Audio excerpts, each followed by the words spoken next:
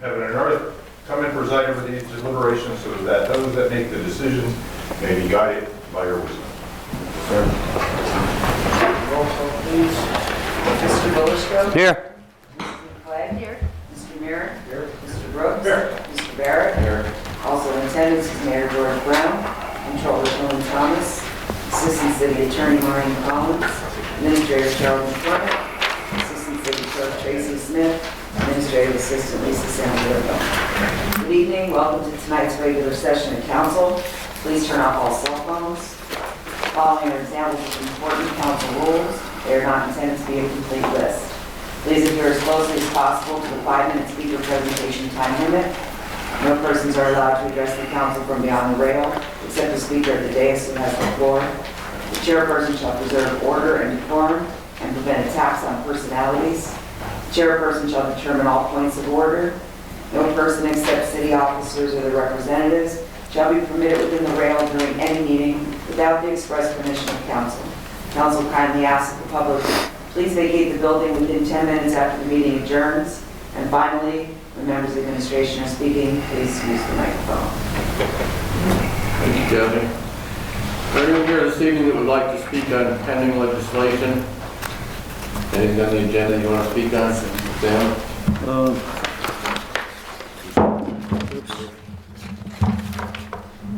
The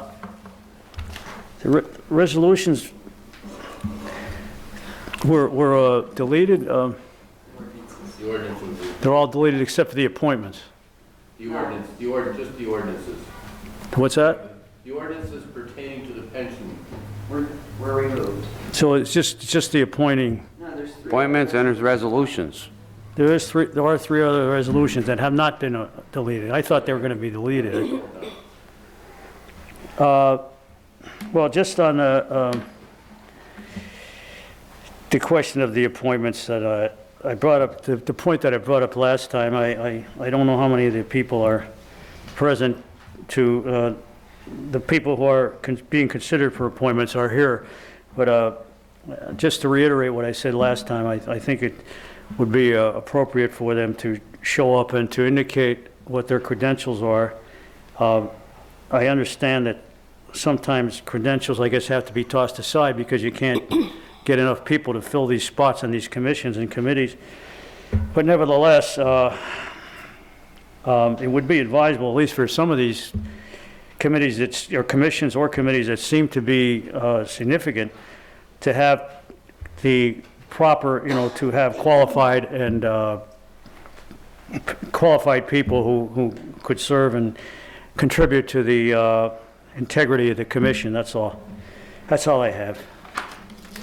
Several of those people that are here listed are here now, and several were here on Tuesday as well. And all but one are reappointments, so we are familiar with them. And the person being appointed, Mr. Wilson, was here on Tuesday and introduced himself as well. So I think the council have any comments on this? Anyone else on pending legislation? Mr. Burton? Jim Burden, 58 Taft Street, Wilkes-Barre. Okay, first one is on the Kirby Park ADA parks. Okay, every time I turn around, nothing against the ADAs. I'm a disabled American veteran, okay? Now, I have nothing against the disabled at all, right? Everything is Kirby Park, okay? It's either Kirby Park, Barney Farms, okay, in the city of Wilkes-Barre. We have how many other parks in the city of Wilkes-Barre? I drive by Mayflower. There's kids down there.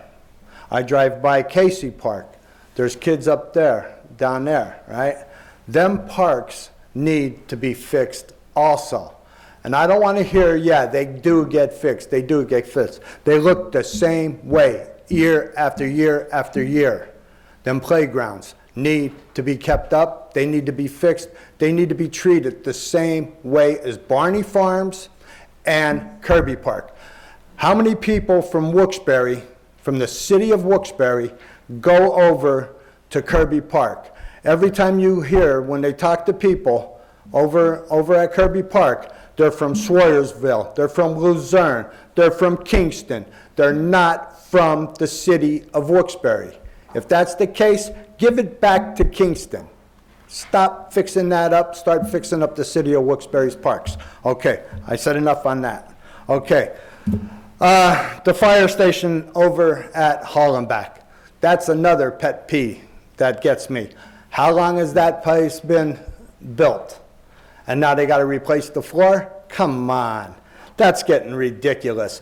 Get that company back in there that put that floor in there. Make them fix their mistakes. That's a mistake on their part. I put a floor in at my house 25 years ago, right? And guess what? I don't have a crack. They didn't know what they were doing. Or they subbed it out and had somebody do it. That is a crock right there too. And now we're gonna pay how much money? Another $35,000 to have somebody else come in there and fix their mistake? That's ridiculous. Okay, now, these lights that we're having done, that's gonna cost over $101,000 that they're gonna read traffic sign and everything. There's signs up out on the corner of East Northampton and Grant Street. I've asked over 2 years ago that the line's been sitting on top of the box for 2 years, and it's still sitting there. You can't use the button to cross the streets. You can't use them, because why? They run in conjunction with everything, with the same light. It's been sitting there. The lights, the people sit, the cars are sitting back 10, 15 deep, right? So you have to run across the street and try to get the light to change. I'm telling people, the people are running through the red lights because they're waiting to get through them. That light needs to be fixed. You have to put a pole across the street for it can use the button for you have all four push buttons working. You only have 3 of them there, so they're really not working. Okay?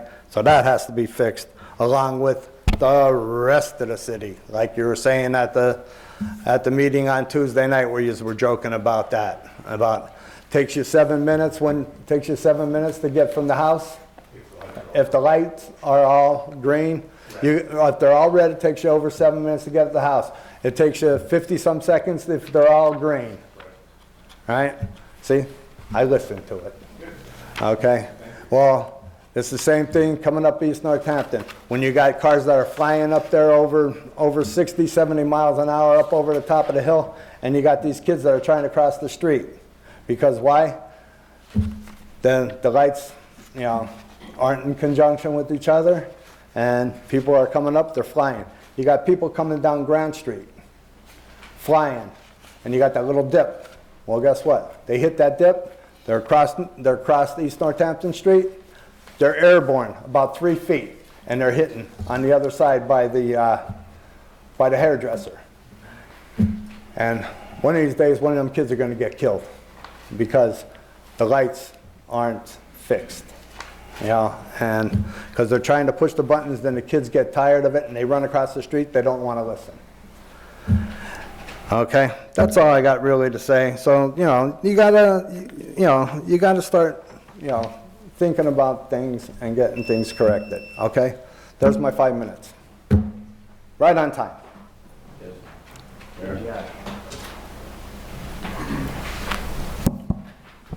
Hi, Jim. You talk about Kirby Park. A lot of the work being done at Kirby Park is being done because it's being done through a grant through the Kirby Foundation. It's not the city's paying for it, it's the Kirby Foundation. They actually were the ones that donated the acreage, okay? And they're the ones that help us by providing grant monies to help us upgrade the park, things like we're talking about. So it's not just Kirby Park that the city's paying for it. A lot of that money comes from the Kirby Foundation, okay? Talking about parks also, Jim, we have a major project that's going to happen at the Bog up in Miners Mills section. If you're familiar with the Bog. I know the Bog. That's where Challenger Baseball is. But we are doing a major renovation there. We're putting a larger park there, one that will be inclusive for special needs and non-special needs playing together. We're going to be putting handball courts up there. We're going to be looking at putting some pickleball courts up there. We're going to be rerouting some of the traffic up there, so it's more safer when the kids are there. So we have a major renovation starting up there. So it's not just Barney or Kirby Park, but it's also now branching out into the north section of Wilkes-Barre. So that's, But that takes care of Plains too. Mr. Burton, let the mayor finish, okay? Jim, that's not Plains, that's Wilkes-Barre. I know it is. Okay, so it's a Wilkes-Barre park, one of the 18 parks in Wilkes-Barre. So we're identifying the parks in different sections, so that's our next project. That's a major, major project up at the bog. So we are branching out. We're installing special needs equipment in some of the other parks, so that my goal is to have each of the 18 parks in Wilkes-Barre have new additions to it, and some of that will be special needs equipment so that people can use it like everybody else can. It's not special needs. So there's some of the things that we're doing. So it's not just South Wilkes-Barre. We're branching out in North Wilkes-Barre. Right, that's our next project that we're going to work on. Okay. We talked about the fire station floor, and that's funded by a grant, primarily by a grant as well. Yeah, it is. And Jim, it's not like your house floor because there's constantly traffic, fire engines and ambulances going in and out of that. Oh, I know. And they're on call, just literally one call to another call to another call. So it's heavy tires, heavy equipment that's going back and forth on that flooring. So as you said, it's not a traditional house floor. It's a heavily used garage type floor. That heavy equipment is going back and forth on. So you just can't equate both of them that way. I was an engineer in the Marine Corps. Thank you, Mayor. That's what I did in the Corps. Anyone else on pending legislation? Don? Good evening. John Tosky, Almond Lane. I didn't do my homework. I didn't watch the meeting like Mr. Burden, so if I asked questions that were answered before, I'm sorry. With the grant for the lights, so one, what is the breakdown for like the grant versus like how much are we getting from the grant and how much are we getting from the liquid fuels fund? And so like just from what you were saying, I kind of think I know what the answer is, but so like this grant, will this help us get like lights synchronized then? Because like the boulevard, like for example, that's one of the worst ones where it's just like you're playing red light, green light. Like you can't just continue at a pace and go through there. You just get stopped a lot. So that's all I have. Mayor, was that a 90-10 grant, PennDOT? If I'm not mistaken? I don't have the exact numbers, but it's probably 90% to 10, somewhere in that area. There's very little liquid fuel money in it. It's also a state grant, and those there was a engineering firm that was picked by the state to evaluate various intersections in the city of Wilkes-Barre. These are the 10 worst, or need the most attention, according to the state-appointed engineer. So that's how they're picked. The city didn't pick them. They were picked by an engineer to study. So in their synchronization, some ADA, some push-button upgrading, so they become more efficient. And a couple of them are going to get the automatic camera lights that you can cue, and if they're cued too far, they'll turn the lights. Okay. So it's I'm not an engineer, but it's upgrading all those. And if you go through the list, they are the ones you're talking about. Okay, so the boulevard's on there? Yeah, the boulevard's on. Okay. And a lot of the intersections, the ones that are a problem, Northampton and Scott and things like that. Okay. Okay. Thank you. Anyone else on pending legislation? Okay, Beth. And so we need a vote on the consent agenda, which was the resolutions and the minutes. Need a motion in a second. Motion. Motion by Mr. Barrett. Second. Second by Mr. Brooks. Mr. Delicious. Yes. Oh, is that Stan? Yeah. I'm sorry. I'm sorry, I thought it was you. Mr. Delicious. Yes. Mrs. McLeod. Yes. Mr. Marin. Yes. Mr. Brooks. Yes. Mr. Barrett. Yes. Okay. You don't have anything on the minutes or anything? Okay. Mr. Belisco? I only have a couple things. Lisa will be passing out. I have a list, as I normally do, a couple times a year, of what the sanitary authority done. This list is the catch basins that were cleaned, a few streets. The sanitary authority is going to be coming into Wilkes-Barre now with 4 sweepers beginning in next month. So there'll be a lot more streets done for my report next quarter. But you'll see here some catch basins that were replaced and quite a bit of catch basins that were cleaned. For the new council members, to make you aware, if you have any in your district, I know Stan has asked me to do a few. Just give me a call, email, whatever, and if you have any catch basins in your district, let me know and I'll notify the sanitary authorities. But also on that, Sam, last meeting, you came, I watched the video, I couldn't attend. But you were mentioning about me not being able to meet sanitary authority meetings. I did miss one, and I actually, the last one I missed was Tuesday, because I was here for a work session. I take this business over sanitary business. But what you don't know, and you were saying somebody should be replacing me, there's 2 other members, if you know that. There's 3 members representing Wilkes-Barre. Mr. Latinsky, which is behind you here, and Mr. Glazinski, they're both members. Wilkes-Barre's representatives at the sanitary authority. So there is always somebody there. I participate on the phone.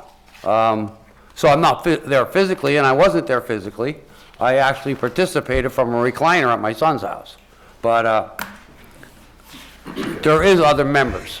So it's not, if I'm not there, Mr. Latinsky and Mr. Glazinski will handle it for Wilkes-Barre, whatever's needed. Just so you know, when you're saying that I'm not doing my job and somebody should be replacing me, just so you know, those gentlemen have my back. Thank you. Thank you. Mrs. McGlade? I'm up. So, question on this stormwater. So will we get this every month, the schedule of what they come out for street sweeping? Yes. Okay, perfect. All right. So Charlie, 354 North Main Street, when I was at my crime watch, so there was a woman there complaining that there's garbage along the side of the house and there are tons of cats eating the garbage. I believe that's the same house that I reported that they had the garbage out without stickers. So I'm thinking they put it on the side of the house. It was put out, so that's my understanding. Okay. And then I also had another complaint at their Crime Watch meeting about the keg party for St. Patrick's Day weekend on North Main Street. Apparently it was so bad that they called the police, but it was so busy they didn't get there. So maybe next year, can we look at maybe having just the police circle that area of North Main Street? Because apparently this happens every year, but the last couple of years it's gotten worse. So they travel from house to house, urinating in people's lawns, standing on people's cars.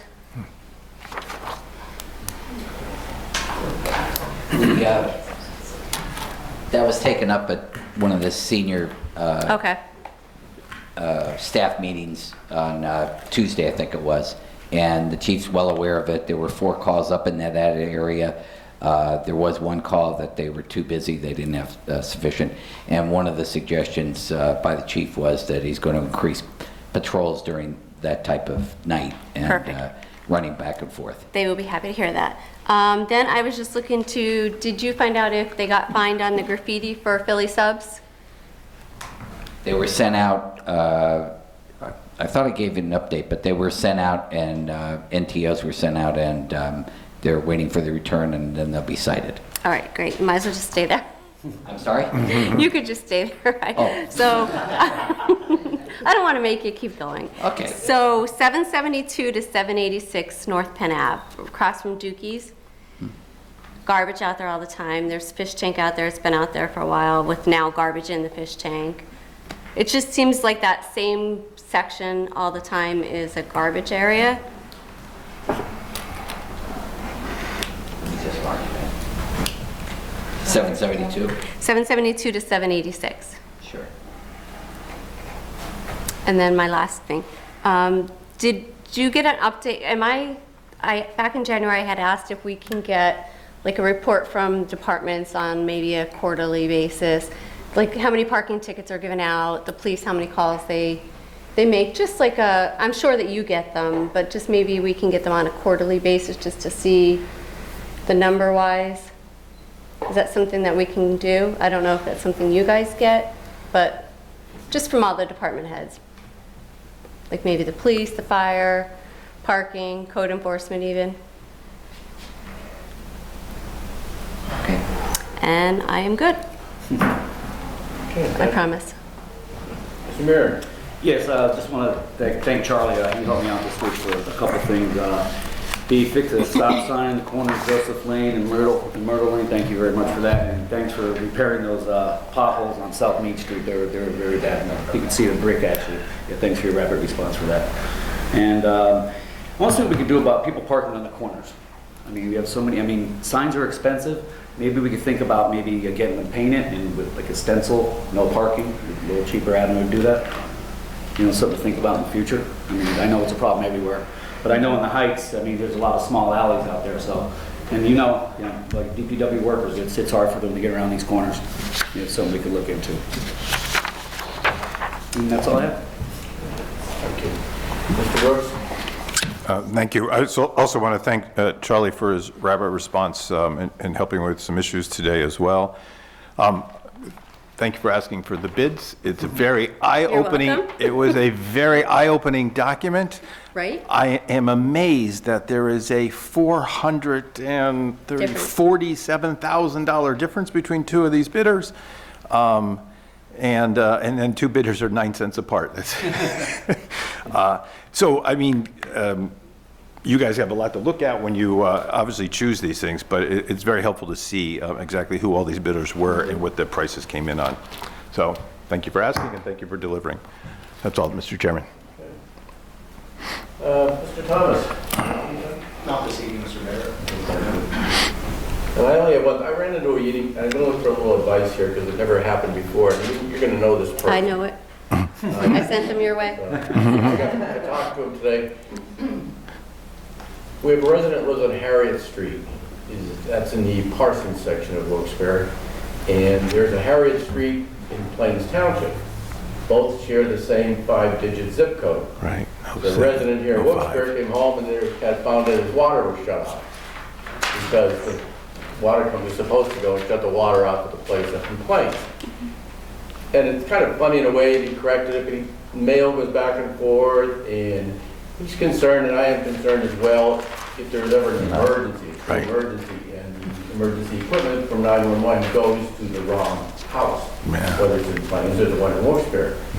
Post office said, well, it's a municipal issue. The municipality's assigned addresses, and I know I wouldn't want to try and change my address. What a headache that would be, to try and change everything for your driver's license on down.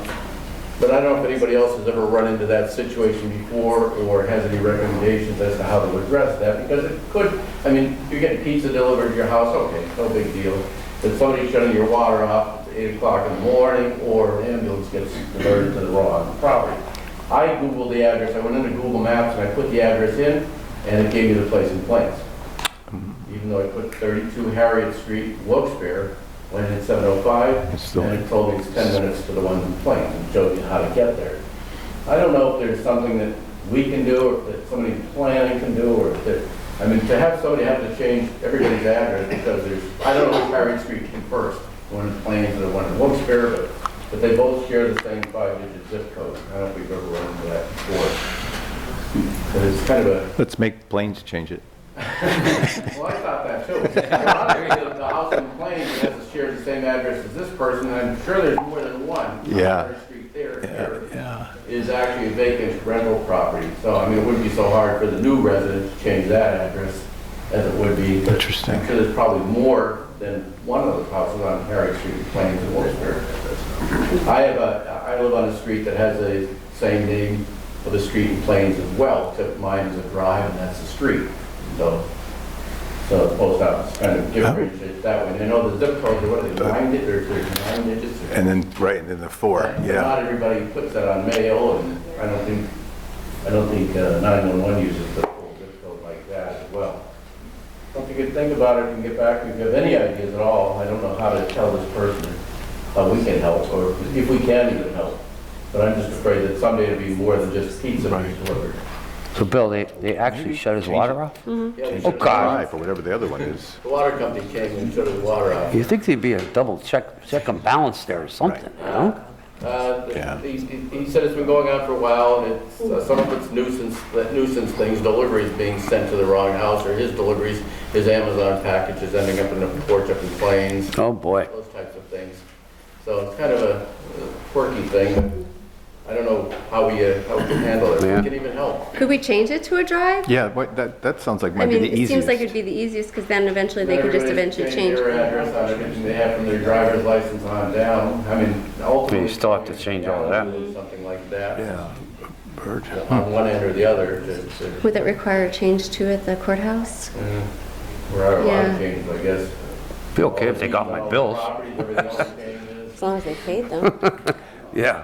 yeah. Who has the less houses? I don't know which street's bigger and Give us a what thought. has more houses Think as about far it, as just. Charlie and Eric, and if we make it, just let me know if we get back. And that's all that I have. Mr. Lachensky, you're first up, sir. Yes, sir. Thank you. Good to see you. No grants. My name's not Sam Troy. Mayor Brown, all elected officials, and support staff.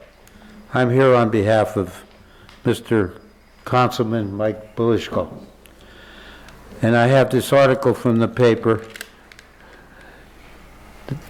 Troy said during general comment that he realized Belishko is dealing with some health issues, but he noted Belishko's absence from Wyoming Valley Sanitary Authority meetings and said council should send a representative when Belishko can attend. Well, on behalf of Mr. Belishko, I'm here to support him, and Mr. Belishko has attended all of the committee meetings and all of the board meetings virtually. The members of the Sanitary Authority, each one of us is supplied with an iPad. The iPad is the property of the Sanitary Authority, and they are responsible for it. And what happens is, as a result of the iPads, if you are not able to attend a meeting, you attend it virtually, and you take part in all the discussions and all of the voting. We have 3 representatives from the city of Wilkes-Barre. Everybody else has 1. And the reason we have 3, in fact, when I first got on the board, we had 5. Representation to the Sanitary Authority is based on it's determined by a percentage of the population. So we are the largest community in the Sanitary Authority. And also, I know that Mr. Belishko was present from his house because I do the roll call. And I also have to take the role of the members present and all those who are attending the meeting virtually. So I feel that Mike was unjustly referred to in the article. And I want to thank at this time all of the elected officials and the staff here for the support and the service they give the community of Wilkes-Barre. Thank you. Thank you, Mr. Latinsky. I appreciate that support. Thank you. Okay, Mike. Linda Joseph, please.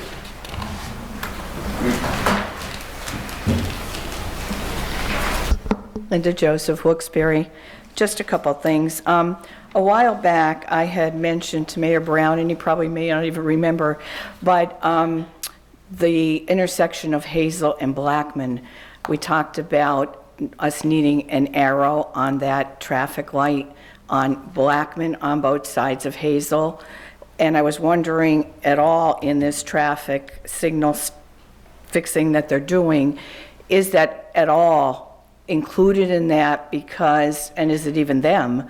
But we really, I mean, that section, and we get at our Rolling Mill Hill meetings, people complaining all the time. People try to beat the traffic coming up or down Blackman by going left, and there have been accidents there, of course, but it is dangerous. And it also causes congestion because now everybody's backed up, and you can sit there sometimes 2 cycles, 3 cycles, because there's a lot of traffic coming from 309 and from South Main Street area. So if anything can possibly be done as soon as it can be, that would be wonderful, because that really is a real danger there, and that would help tremendously. So thank you for that.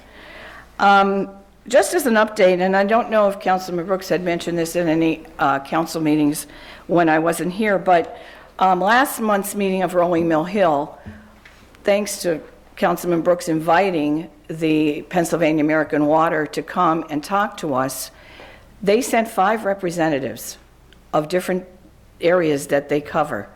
And they listened to the residents, give them their explanations of problems, whether it was the paving not done or the streets, the sidewalks not filled the right way.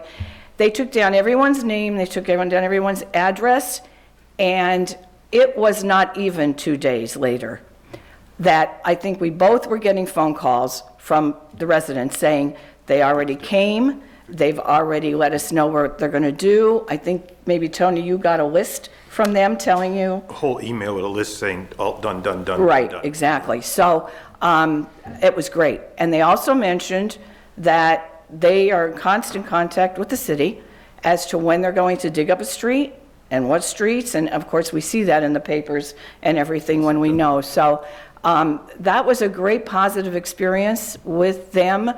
The other utility companies did not come, did not respond, but American Water, I have to say, really made the effort to come through, and that was really the residents were really, really appreciative, so that was a good thing. The only other thing I have is, just as a follow-up to what Councilman Brooks said about the corner of Moy Allen and South Empire Street, that business there, and the amount of vehicles. I went by the other day, and wow, to me, it looks like a salvage yard. Those are vehicles that aren't going anywhere. They're so compact, and there's all kinds. There's buses, there's cars, there's trucks, there's everything. And from what I read, it looks like they do pickup of junk vehicles. So are they ever going to move those vehicles, or are they just going to keep increasing?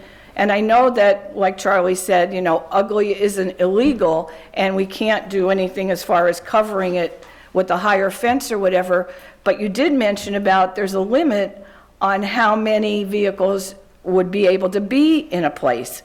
So I'm just wondering, are we going to try to enforce that at least? Because it's an eyesore that really, if it can be enforced that way, but I don't even know how those vehicles would be moved, because go by, look at it. It's jam-packed in an area that it's just amazing, really. And like I said, I don't think it's we're going to fix it and get rid. It doesn't seem that way. But so just some information, just so you know. That's all I have. Thank you. Linda, one question. Yeah. When you met with them, and I saw that on Facebook that they were going to meet, and I couldn't attend it for whatever reason. My pet peeve with them, with the water company, is the way they refill in and they end up selling. Was that ever brought up at that? And It and there was. is a way to do it correctly.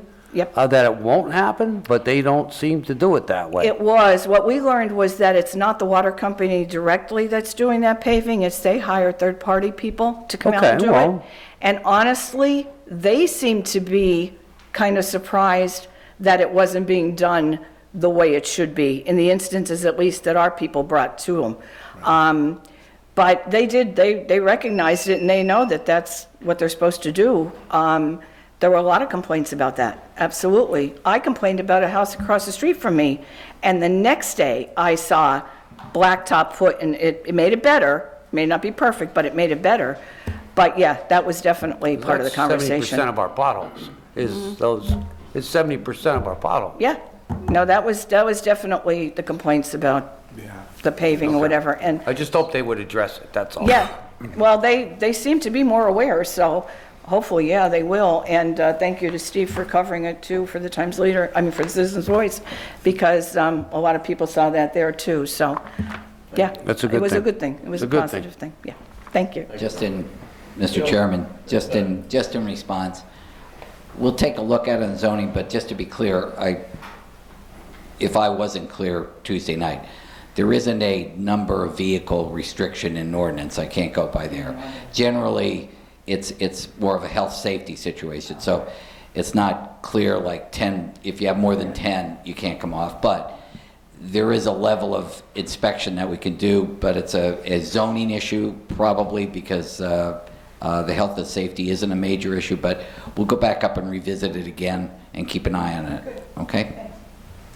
Can I respond to that quick? Sure. Where's their property line end? Because it seems like it keeps growing and growing, am I right? That's part of what we have to look at. Although they're not specific amounts in there, that's, are they on the sidewalk? Are they impacting other things? Are they over the lines? We'd have to, check that, inspect it, things like that. Thank you. Mr. Burton? You ready? Jim Burden, 58 Taft Street, Wilkes-Barre. Okay. First thing I have is Opal Lane. Could you guys look into it about making that one-way coming from Hillside Street down to Taft Street? Because people are flying up off of Meade Street and coming onto Taft Street, and numerous times we almost got hit. Well, today my wife almost got hit again today. And somebody took the mirror that we had on the pole is missing. Somebody took it down. Okay, so you can't tell if somebody's flying up, coming up off of Meade Street, flying up the street. Well, I don't know why they're flying up the street because the road's a mess. It looks like it's all tore up. Okay, moving on off of that. Okay, I already discussed about the light on East Northampton Street. Okay, that needs to be fixed. Okay. Next thing I have is the house at 305 East Northampton Street. There's water, sewage, whatever you want to call it. This guy is pumping out of his house, on the side of his house. He has a sub pump. Okay. Now tomorrow morning when it freezes again, it's going to be ice all the way across East Northampton, all the way across Grant Street, part way down past the gas station. It's total ice. It's about 10 feet out in the middle of the street because cars flying down Grant Street, pushing the water out. It's freezing. Kids trying to cross the street. They're slipping, sliding. I called down, tried to have the city come up and hit it with the ice, hit it with a truck. Right? Something has to be done with that house. It's sewage. You can smell it. People complain taking their kids to school. They're crossing over and they're walking across the street. They don't want to walk on the sidewalk because it's all mess. Okay? That needs to really be looked into. Okay? One of the other things that I really have that I had mentioned years ago, Bill, you know I mentioned it. I don't know, Tony, if you were here when I mentioned it. Okay, in the city of Wilkes-Barre. Years ago, going back to the day when we had model cities and this is going back into the early 70s and everything. And coming up through when Kathy Kane was here and everybody, I said to him, I says, you have to put a lid on selling these houses to people from out of state.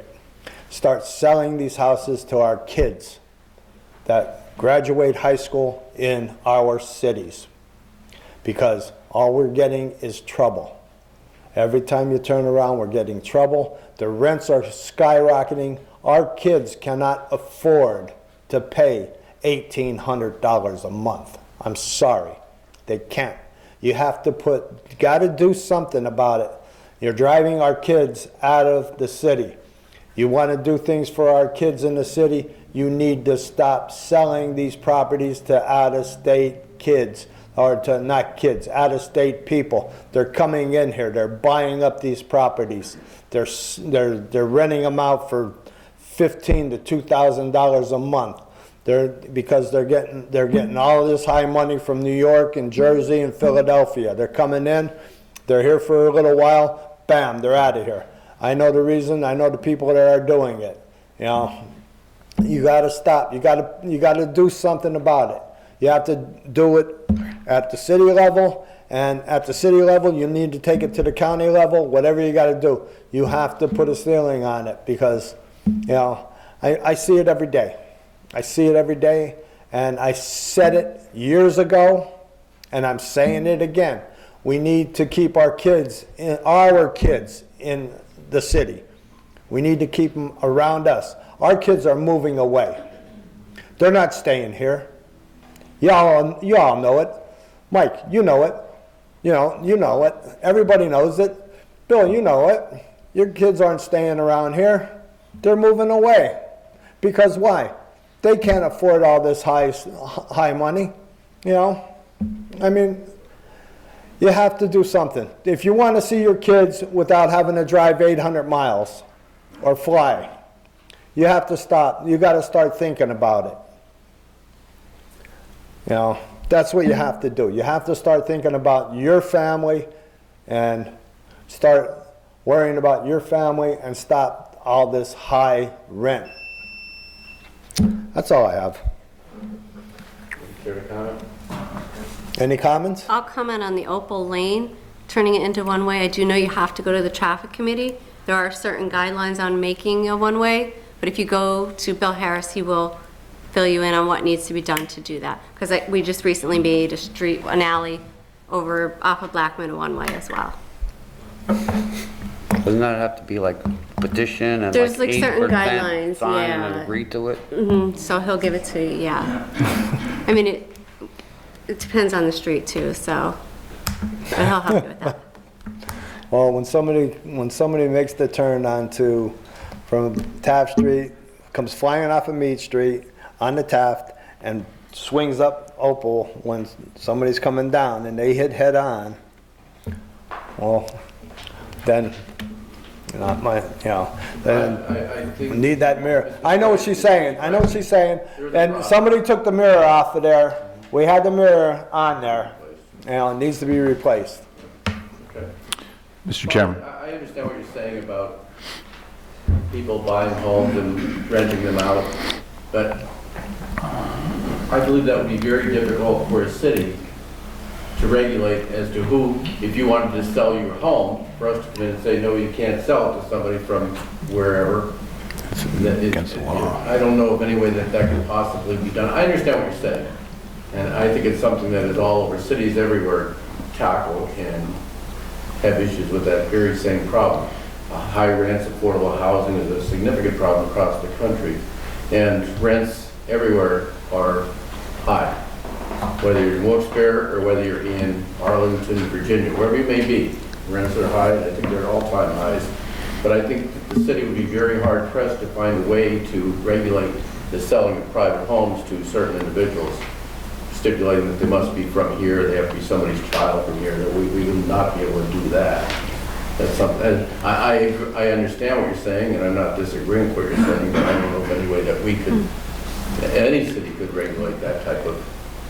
I'm talking about the houses that are owned by the city, right? Give our kids the first shot at them. They're very few and far between. There's a very small percentage of the houses that are being sold every day in the city or every month. We don't know. Houses that we sell generally are pieces of property where there was a house at one time. Right. But very interesting point. Thank you, sir. Mr. Burton, I have a comment for you. We did do a very successful program. It was the mayor's idea of helping people with a down payment. And the other day I met a 22-year-old young man who took advantage of that program, got a $7,005 down payment for a house on Minor Street. And he was so unbelievably thankful to the mayor and city council for having that program. that's a positive way to keep young people in town, and I'm hopeful that we can find that money and do another program like that again. Okay. All right. John, oh, sorry. We don't know anything. I didn't think we owned any houses right now. Couple pieces of property or maybe none. John Sahowski? How did you know you were next to her? John Sosky, Almond Lane. I was going to start with a little story. Like, I was, like last summer-ish, like, I was out downtown, out and about for the night, and went down to the square and was doing an impromptu Tony Brooks kind of history. Yes. I'll do that from now and again. It was dark, like late at night. Like, I had the cops come up to me, like, you guys don't allow people at the parks after dark. I understood what was going on. So I have no problem, like, when you guys enforce the law like that. But, like, so I'm hearing from people now, like, that we have people, like, living in our parks again, like, we're having encampments in our parks. So, like, one, are we going to, like, I'm not passing judgment either way if we should or if we shouldn't, but from you guys, are we going to allow that? Like, is that what we want, or are we going to do something about that? Like, if you guys are going to allow it, change the laws where, change the ordinances where you'll allow people to, stay in the parks.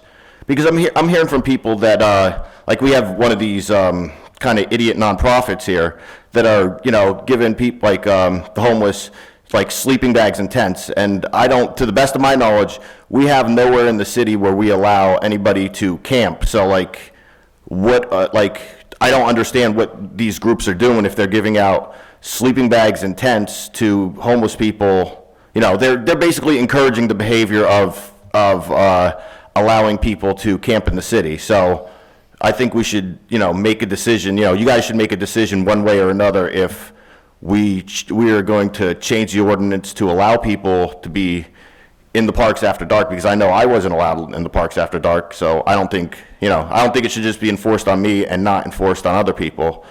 But, like, and then if you guys are gonna want to change, like, the rules like that, like, then you would have to do, you'd have to take steps to do things like sanitation, like to pick up their trash. Are you going to require them to have stickers on their garbage? You have to have somewhere for them to go to the bathroom, like things like that. Like, I just would like us to have a plan one way or another. I mean, the correct answer is, like, to have some kind of transitional housing, which if people want to, nonprofits want to hand out sleeping bags, maybe they should just, step their game up and have them somewhere to stay instead of giving them, excuse my French, a half-assed solution to a problem. But basically, I just want to hear what you guys have to say about that. Like, are we going to allow this type of thing? Do you guys want to change the ordinance to allow it so these people have somewhere to be? Or do you, I don't know. That's all I have. Just want to hear what you guys think.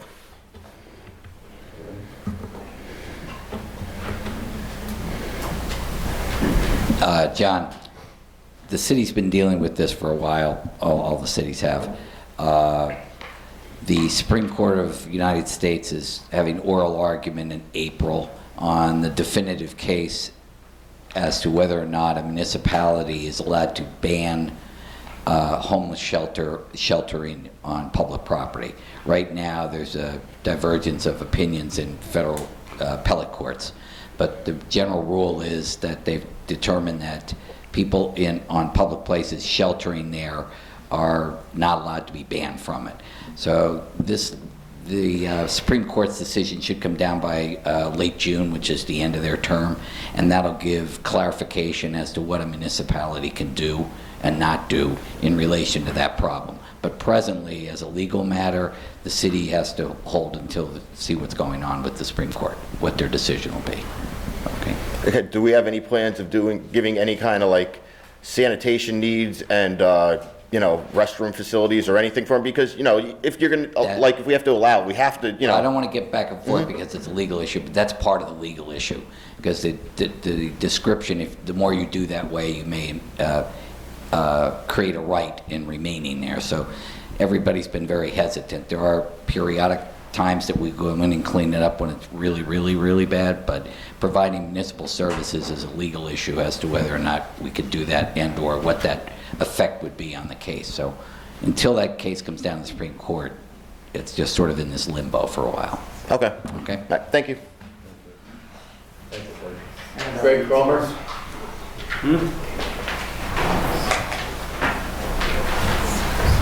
Good evening. Good evening, sir. My name is Greg Cromer. I'm an aerial photographer. I've been on a quest of sorts to photograph every community in Pennsylvania from the air. I'm about 1/3 through the project, about 400 pictures so far. In addition to that, I have about 4,000 places across 32 states. It's been a fun 15 years of crazy travel. But I wanted to show off 2 of the pictures that I took here last fall. And I can't get closer to you, but probably going to plug sound and show you here in a minute. So I've got a close-up of the downtown and a wide-angle view, as much of the city that I could fit in frame. So I'd like to show this to council, see if there may be any interest in a copy for your walls. Is that with like a drone or a plane? These are airplane. Yeah, drones Plane. are allowed up to 400 feet. And because of drones, this collection now exists because I just didn't want to keep the little guys. It's tough to say I charge $300 for the airplane to shoot your house when a drone could do it for free. So I have to live in the air where drones are not allowed to go. Can't hear you. Sorry about that. Beautiful photo. Well, thank you. So just to repeat the question that Mr. Belisco asked, you use an aircraft to do this and not Yes. your own? And that particular flight, I flew out of the 44th Airport with the local flight school. And we shot everything along the river between here and Berwick on that particular flight. Very interesting. So Greg, I want to give you a little historical trivial. In 1905, Wilkes-Barre was photographed from the air, and Lyman Howe, you know who Lyman Howe is? I've heard the name. But He was like one of the early, he was called high class motion pictures. So he used to do, actually I'd say he did the first documentaries in the world. And he filmed Wilkes-Barre in the air in 1905, and I believe it's the very, very first time that the aerial photography was used. At least that's what Lyman Howe claimed. now, before that, there was a gentleman named T.M. Fowler. And where was that? Fowler went all over Pennsylvania, much like I'm doing. Okay. But there were no airplanes before 1900, so he would come to town with his little sketch pad, hand draw every building, go back to his studio, put it all together with his copious notes. And I believe there is a Wilkes-Barre picture that Mr. Fowler did. 1889, you're right. 1889, You're right, yes. he did. And I've been chasing Mr. Fowler around, trying to get the same view? You know, when possible. Your wide-angle view is very similar. Very similar. Very similar to Fowler's, so yeah. I love, right. being able to have a tie back to 130 years. Bird's eye view, like these Yeah, bird's eye view, so right. I don't know if I'll be as famous as he is in this project, but like I said, this has been the biggest game of pay it forward I've ever played, because as I sell pictures, I get to take more. Right. Oh, wonderful. Are you from the area? I'm from everywhere. Yeah. Occasionally, I live in Winchester, Virginia, just straight down 81. Okay. But I shot so many pictures in Pennsylvania last year. I actually spent 250 nights in hotels in Pennsylvania last year. Wow. Yeah. Actually, that wasn't the plan, but the Canadians blew so much smoke at me last year that I couldn't shoot anything new, so I just kept going with what I had. I learned from the squirrels, gather up nuts for the winter. But if there's interest, I normally have these framed, but with the winds, glass and wind don't mix. So. We have your address. We're going to take your phone number, and if you have a business card, you can use it with us as well. Yes, and prices. The pricing to the chairman. So the 20 by 28 picture is 100 unframed or 195 with the frame. The largest that I have is 27 by 40 for $295 with the frame. And I sell smaller 16 by 20s for $95. So you're a pilot as well? I am a pilot. However, now that my kids have grown up, they used to be my spotters. they'd hold the stick while I was shooting and be my second set of eyes. What do you do, like, let go of the wheel and take a photo? Don't grab Well, it it. was stick and rudder. It's better than putting the stick between your legs and waiting. But now my son's in the Air Force. He's down in Georgia, and my daughter's actually in China for the past 6 years. So I don't have my spotters anymore. So I'd like to just rent local planes and pilots, fly with someone who knows the area, because inevitably they know something I don't, and that could turn into a pretty picture. Well, I'll volunteer to be a spotter. All right, great. Thank you, sir. We're going to keep Thank your you. information on file here in case anybody has any interest. Outstanding. Thank you very much. Thank you. Thank you. And I'll leave a couple other. Sam Troy? Sam Troy, I just want to touch on a few things that were touched upon already. But the mention of the homeless, I know that there's a code blue situation. I don't know if the mayor can answer, respond to this. I'm sort of concerned. This is a problem that's getting out of control nationwide, as I think Charlie acknowledged. We're waiting for the decision of a couple of court decisions to see how the municipalities can handle this situation. But I don't know who makes the decision, how arbitrary it is. I think it's sinful. You have a facility over there that, I'm talking about the Keystone Mission on the new Thomas C. Thomas building, not the Tony Thomas building, which was converted into a facility that allows the homeless to eat and shower and so forth. Why do you put these people out? Is it your decision, Mayor? These people were put out in the morning at 7 o'clock when it's the coldest part of the day? I don't get it. I mean, it's nice to get them off the street for the cold nights, but they're pushed out of there, from what I understand from reading the article in the paper, at 7 a.m. So they're back on the streets suffering in this cold. I don't get the logic there. I don't think it's very humane. I mean, can't they be kept? That Keystone Mission, as far as I know, got a lot of public funds, correct? So they should be accountable to that, to the extent that they should be taking care of the homeless a little more conscientiously. I mean, I don't think it's right to put them out there at 7 a.m. Touching on a few other things, I didn't mean to malign. I don't know if you took it that way. The presence of Mike Pelusco on the WVSA or the other two people, but I don't think that. I mean, I think these people have a responsibility. Mike has it. I don't know if you tell me if you're owning up to it. The responsibility is just like the public here, to one extent or another, is trying to hold the mayor or the council accountable for the decisions they make. You people as representatives are supposed to hold WVSA accountable for the decisions they make. So if they hire people, as I just heard today, for $150,000, they create jobs for people. When they spend money, when they refuse to mitigate that stormwater fee, that's really bothersome. A lot of people are hurting with that. From what I understand, the way you can refute this if you want. From what I understand, the city upped the revenue from the residual money that comes from that stormwater fee. The city gets approximately what in the budget? I think it was allowed over $200,000. It was an increase from last year, and the city does get, from what I understand, talking to Mr. Thomas, get its sewer maintenance bills paid, sewer repair bills paid by the WVSA. And there is, as far as I know, I guess the city still does, maybe Mr. Latinti can answer this, but I got a straight answer. I think I got a straight answer. The city does pay a stormwater runoff fee itself for all the buildings that it owns, including fire stations, et cetera. The way this thing is structured is very bothersome. And then we, on top of this, have to pay a $50 sewer fee. As you know, at least I think I am a taxpayer advocate. At least if I'm not advocating for everybody else, I'm advocating for myself. The taxes are too high, and the mayor refuses to give senior citizens or people who are economically disadvantaged a break on their property taxes.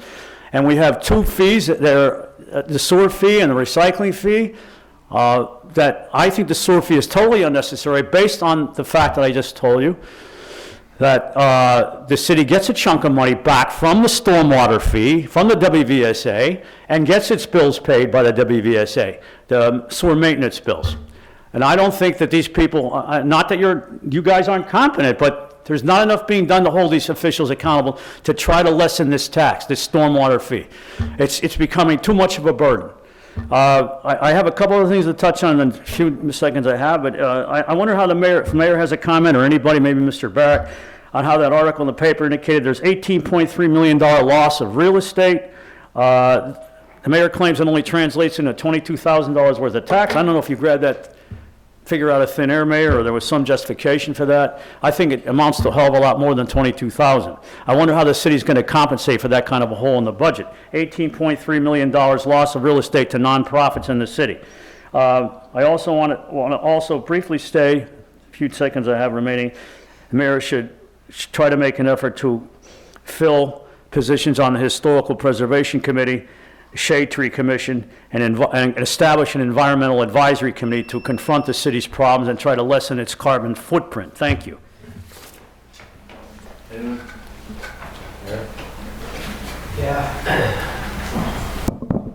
Sam, I've answered this question from you probably half a dozen times, and you don't, you're not getting, my turn to talk. Okay, the fee that's imposed is talk about the rain tax. It's a federal government that imposed that, not the city, not the sanitary authority. I've told you this several times. It's a federal. I understand that. I understand. Wait, excuse me. Well, he's told me something I know. That's what you asked. You just asked about this, reduce the stormwater. It still could be mitigated. Mr. Barrett, can I just continue? Let him finish, please. You keep bringing it up, and I keep telling you that. Secondly, Keystone Mission is the one that runs the mission over there. What we did was we allocated money to take a building and renovate it to the point where they can use it for the people that are homeless. They decide what hours. They decide how to staff it. So if you have an issue with people getting out at 7 o'clock in the morning, I suggest you go and talk to the people over there and say, as a resident, you feel they should be open longer. We've talked to them about keeping it open all night long. It's a staffing issue. It's a cost issue that they have to deal with. They don't have the staff nor the money, but they do staff it during Code Blue. Whenever it's necessary and it's determined to have a Code Blue, they take on the expense of staffing it. We don't control the hours they're open. We don't control their staffing or anything else. So you throw stuff at us here, and you have to understand, we don't have control over everything. I'm asking you, if you have an issue with their hours, go to Keystone Mission. Talk to them. And the last thing, I'm going to say this for the 5th time also, help the people of Wilkes-Barre senior citizens. You and the other people in the city of Wilkes-Barre, in the 5 budgets I put together, have not had a tax increase. Understand that. 5 budgets, no tax increase. Senior citizens that were hurt by the COVID, I mailed out 8,460 stimulus checks to help the needy in the city of Wilkes-Barre. I gave $1 million to 24 social agencies to help the needy and the seniors in Wilkes-Barre. So we've given more. We allocated $7.1 million to help the needy and people in Wilkes-Barre, more than any other city that I can tell you I know of. So Sam, I don't know what you want. If you think the city can keep giving back, our expenses increase every year, okay? And in the last 5 budgets, even though our expenses increase, we have not increased your taxes. And I'll tell you something, $50 for some of the fees that we have, it's far less than other cities and municipalities in the area. If you want to do some research, I know you're a research guy, research the other communities in the area, how much people pay. And that's the 5th time I've told you that. So Who establishes Code Blue, Mayor? You or is it? Code Blue is called by Keystone Mission. I determined. You have nothing to do with it. No, I didn't say that. What I said was we have a determination guideline we go by for Code Blue. If the wind chill factor is below 20, that's when we establish a Code Blue. And my office works in hand with Danielle's staff at Keystone, working together, determine, based on the weather information we're provided, by the National Weather Service determines which nights or which days are going to hit that guideline of 20 degrees wind chill factor. That's how it's determined. Thank you, Mayor. Okay, council, anything else? Members? Okay, motion to adjourn? Motion. Thank you, sir.